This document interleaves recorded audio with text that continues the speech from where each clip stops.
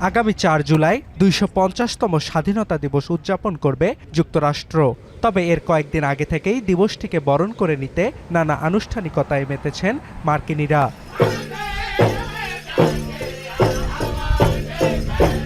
এরই ধারাবাহিকতায় প্রখর রোদের মাঝেই সম্প্রতি উত্তর অ্যারিজোনার উইন্সলোতে আদিবাসী সম্প্রদায়ের আয়োজনে অনুষ্ঠিত হয়েছে স্ট্যান্ডিং হর্স রুট 66 পাওয়াও উৎসব। ২ দিনব্যাপী উৎসবে স্থানীয়রা ছাড়াও বিভিন্ন দেশে বাস করা মার্কিন আদিবাসীরাও যোগ দেন। এ সময় যুক্তরাষ্ট্রের স্বাধীনতা সংগ্রামে আদিবাসী সম্প্রদায়ের ভূমিকা ও দেশপ্রেমের কথা তুলে ধরেন আয়োজকরা। I'm a veteran. I served in the Marine Corps for 5 years. Majority of the people who do come to powwows are veterans, and they do still have that patriotic duty. Probably one of the most patriotic races in the country. We have the highest per capita of enlisted service personnel, and whenever it's wartime, our young people will go enlist. তবে এত অবদানের পরও স্বাধীনতা পরবর্তী আদিবাসী সম্প্রদায়ের প্রতি হওয়া নানা নিপীড়নের কথাও তুলে ধরেন আয়োজকরা।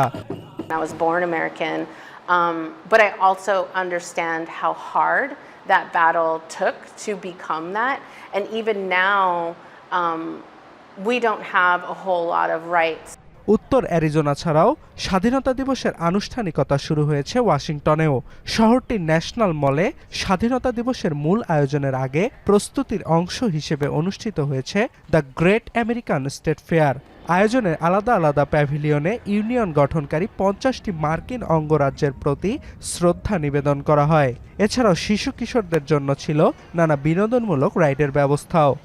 I understand these are some challenging times right now, to say the least. And I'm just, like I said, hopefully things will get better. এছাড়াও স্বাধীনতা দিবস উদযাপনে প্রস্তুত মার্কিন বিমান ও নৌবাহিনীও। মূল আয়োজনের অংশ হিসেবে লাস ভেগাসে আকাশ প্রদর্শনীতে অংশ নেয় মার্কিন বিমান বাহিনী। পাশাপাশি দিবসটি ঘিরে আন্তর্জাতিক সেইল প্যারেডে অংশ নেবে 20টি বিদেশি রাষ্ট্র ও মার্কিন নৌবাহিনীর প্রতিনিধিত্বকারী 48টি জাহাজ। তবে স্বাধীনতা দিবস ঘনিয়ে আসলেও হাসি নেই সবার মুখে। ট্রাম্প প্রশাসনের নানা বিতর্কিত নীতির সমালোচনা করেছেন অনেক মার্কিনী। I'm really disappointed at how the administration overturned previous plans. I'm forgetting the exact details right now, but I know that there was some sort of like congressional commission that started 10 years ago that basically had its work scrapped.